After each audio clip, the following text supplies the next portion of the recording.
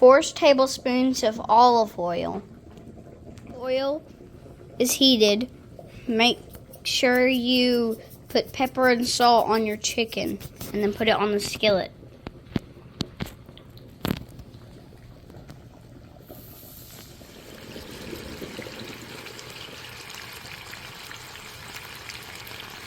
Make sure you brown chicken on both sides. You brown your chicken, make sure you set it aside so you can make your sauce.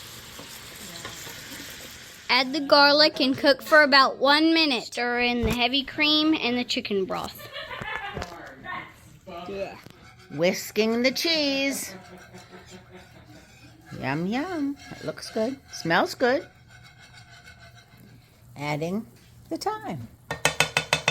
And we're putting in the thyme to make this delicious chicken dish. Adding the chicken back in and letting it all heat up. All right, Grady made homemade mashed potatoes. And now we are going to get this chicken that was made with Boysen cheese. Never used it before. So put this on top and drizzle some of this wonderful sauce over.